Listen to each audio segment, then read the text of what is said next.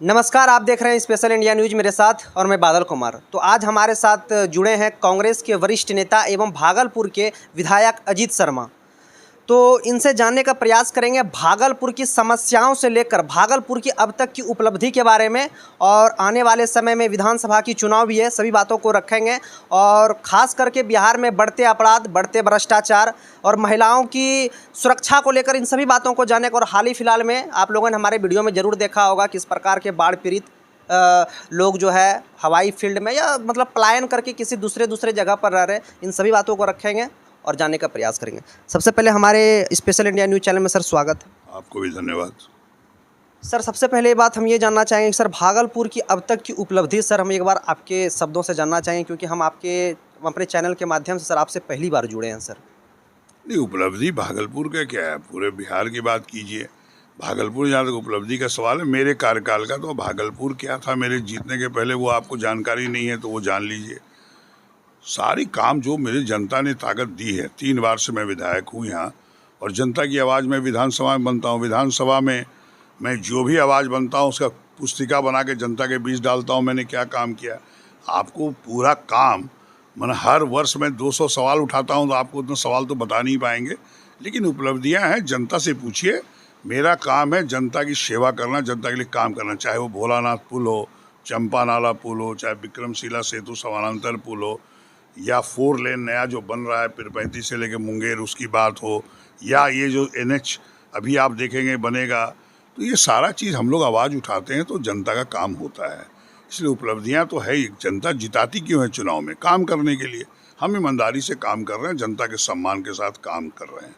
रहा कि आप ये पूछ रहे थे कि ये बाढ़ के बारे में आपने पूछा, आप ये बताइए, आप लोग मीडिया वाले हैं, आप लोग का दायित्व तो बनता है कि अगर लूट खसोट कहीं हो रहा है, ये फ्लड कंट्रोल, बाढ़ हर वर्ष आता है, हर बार कुछ ना कुछ डैमेज होता है, किसानों की ज़मीन जाती है, फसल नष्ट होता है, घर तबाह होता है। इस बार भी जो आप देख रहे हैं, इस्माइलपुर बांध टूटा, बिंद टोली में जाके हालत देखिए, सब जगह क्या हालत है।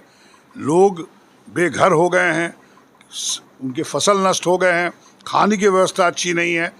आप ये बताइए कि माननीय नीतीश कुमार जी माननीय मुख्यमंत्री हैं, आप 19 साल से हैं, क्या आपको पता नहीं है कि फ्लड कंट्रोल हर बार बाढ़ आता है, कैसे फ्लड कंट्रोल काम कर रहा है? जो पदाधिकारी सही ढंग से काम नहीं कर रहा उस पर कार्रवाई करिए। मुख्यमंत्री का काम क्या है? मुख्यमंत्री को जनता चुन के हेड क्यों बनाती है बिहार की? इसी दिन के लिए थोड़ी है। गरीब लोग जो हैं परेशान रहें, पानी आए, उनको घर रहने का नहीं हो, उनके जो फसल है वो नष्ट हो जाए, घर जो बने हुए हैं वो ढह जाए बरसात बाढ़ में, क्या इसी दिन के लिए माननीय मुख्यमंत्री को चुना गया है? बहुत स्थिति खराब है। माननीय मुख्यमंत्री जी अभी पूर्णिया गए थे एयरपोर्ट देखने के लिए, चालू हो, बड़ी अच्छी बात है, लेकिन उनको यहाँ भी आना चाहिए था कि लोग, गरीब लोग कैसे तबाह हो रहा है, कैसे त्रस्त है, वो तो देखने के लिए नहीं आए। निश्चित तौर पर आप जो कह रहे हैं, हम लोग सारी आवाज़ बनते हैं जनता का, और मैंने कल कमेटी भी भेजा था देखने के लिए। मैं पटने में था, मैं कमेटी भेजा देखने के लिए क्या स्थिति है। कमेटी ने सारा रिपोर्ट किया, आज वो रिपोर्ट हमको सबमिट होगा, उस पर हम प्रकाश डालेंगे और सरकार से आग्रह करेंगे वो सही ढंग से काम करे और जनता का सेवा करे। जहाँ की सर आपने ये बात रखा, मैंने अभी बहुत से लोगों से मिला और लोगों से मिलने के बाद कहा गया कि सर कोई भी सरकार जो है हम लोग पर ना खाने की व्यवस्था दी गई है, ना एक पन्नीत की व्यवस्था है सर। मतलब इस नज़रिए को आप कैसे देखते हैं सर? यानी कि इतनी दुर्व्यवस्था शायद ही सर कहीं देखने को मिल रहा होगा, वो चीज़ हमारे बिहार के भागलपुर में, जो कि भागलपुर एक स्मार्ट सिटी है सर। नहीं, स्मार्ट सिटी में कोई दिक्कत नहीं है। ये गोपालपुर विधानसभा का क्षेत्र है, भागलपुर जिला के अंतर्गत आता है। वो स्मार्ट सिटी नहीं, स्मार्ट सिटी से कोई मतलब इसको नहीं है। ये इंसानियत की बात होती है, सरकार को देखना पड़ता है। ये बाढ़ हमेशा आता है, हर वर्ष पानी बढ़ता है और आता है, हर बार परेशान होती है जनता। ये निश्चित तौर पर ये सवाल आपको माननीय नीतीश कुमार मुख्यमंत्री जी से और जो जल संसाधन मंत्री है उनसे पूछना चाहिए। आखिर ये स्थिति क्यों है? क्या जनता इसी के लिए वोट देके आपको मुख्यमंत्री चुना है? क्या आपको मंत्री बनाया है? निश्चित तौर पर उनको देखना चाहिए। मैं तो आपको कहा, ये फ्लड कंट्रोल का जो काम होता है, इसमें लूट है, सही ढंग से काम नहीं होता, इसीलिए लोग घर ध्वस्त होता है, लोग परेशान होते हैं। निश्चित तौर पर माननीय मुख्यमंत्री जी को खुद सर्वे करके देख लेना चाहिए उनकी सरकार के पदाधिकारी क्या कर रहे हैं। मैं तो उनसे आग्रह करूंगा, जो पदाधिकारी लूट मचाए हुए हैं उन पर कड़ी से कड़ी कार्रवाई करिए, नहीं तो आगे भी आप इसको ठीक नहीं रख पाएंगे। सर जैसे कि सर एक हवाई अड्डा भागलपुर में होना चाहिए था। लोगों से मैं वहाँ पर बराबर जा रहा हूँ सर, और वहाँ पर बाइट लेने के बाद पता चल रहा है कि हम लोगों को ख़ास तौर पर यहाँ एक हवाई अड्डा होने की बहुत ही जल्दी मतलब सख्त ज़रूरत है। इस पर सर क्या विचार?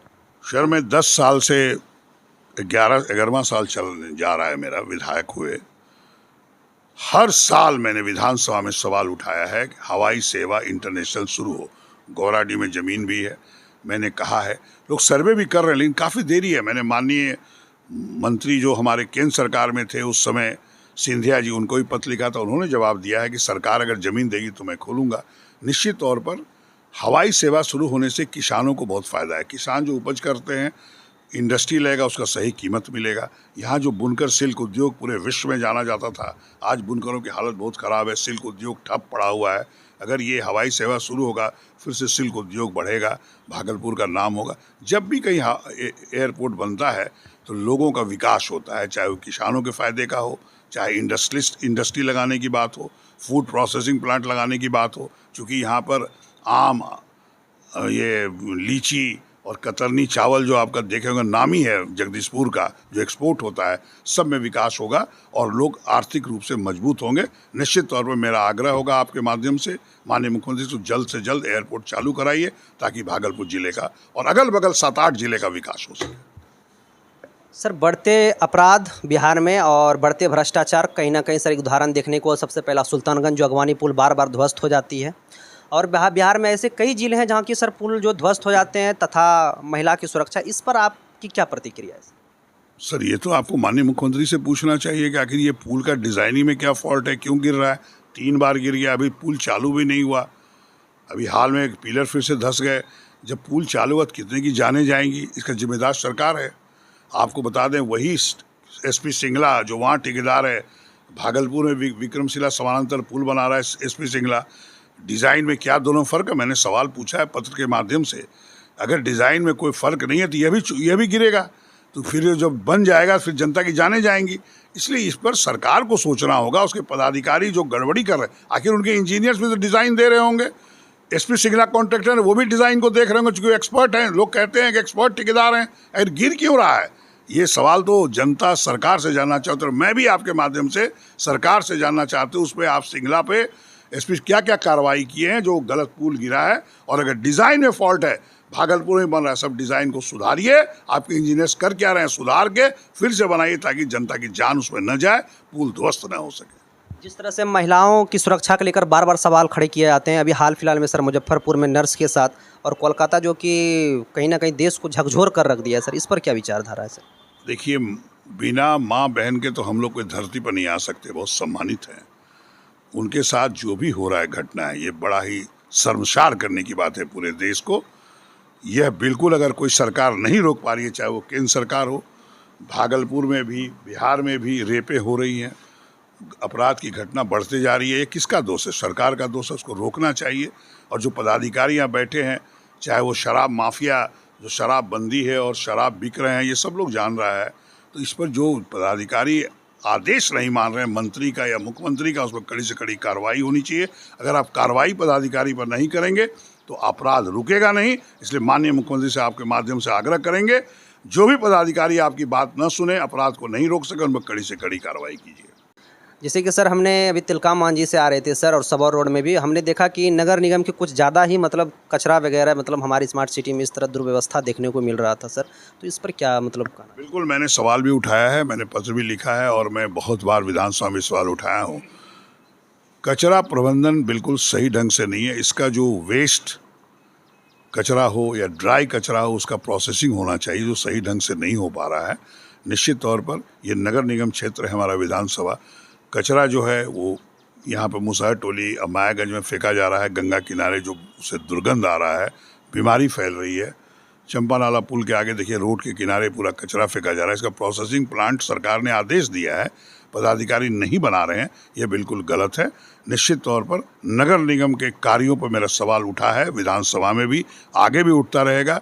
और हमारी कमेटी आ रही है जांच में, हम यहाँ पर 7-8 हम यहाँ रहेंगे और पूरा जांच करेंगे, और जो भी पदाधिकारी गलत काम कर रहे हैं, इस पर हम माननीय मुख्यमंत्री को लिखेंगे कार्रवाई करने के लिए।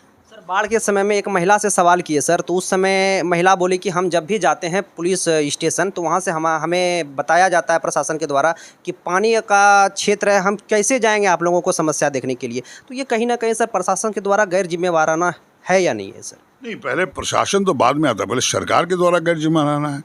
आपको जनता को सुविधा देनी होगी जहाँ जाना है, उसके लिए आपको काम करना होगा। पदाधिकारी अगर आपको रिपोर्ट नहीं कर रहे हैं, काम नहीं कर रहे हैं, तो उन पर सरकार को कार्रवाई करनी चाहिए। देखिए, जनता चुनाव में जिता के भेजती है। जैसे मैं विधायक चुना के भेजिए तो मैं विधानसभा आवाज़ बनता हूँ जनता की। अब देख लीजिए क्या आवाज़ उठाएं, सब लोग जानता है। इसलिए सरकार को सचेत रहना होगा, जनता के हित में काम करना होगा, महिलाओं को खासकर सुरक्षा देना होगा।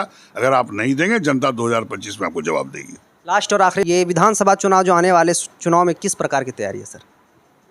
तैयारी वर्कर्स करते हैं, जनता देखती है। हमको जनता अगर वोट देके फिर से जिताएगी तो मैं उनकी आवाज़ सदन में बनूंगा। ये तो जनता से पूछिएगा ना, तैयारी क्या होना है। हम विधायक हैं, जनता का काम कर रहे हैं। फिर से जब चुनाव होगा, पार्टी टिकट देगी तो फिर से मैं चुनाव लड़ूंगा। ये जनता को निर्णय लेना है कि हमको चुनाव जिता के भेजेगी या नहीं। अगर जिताएगी तो जिस तरह मैं आवाज़ बनाऊं विधानसभा में, अगले भी बनता रहूँगा और विकास करता रहूँगा। बहुत बहुत धन्यवाद सर मेरे चैनल के साथ जुड़ने के लिए और कीमती समय देने के लिए। तो मिलते हैं आप लोग से अगले वीडियो में कुछ नया लेकर, तब तक के लिए जय हिंद, जय भारत।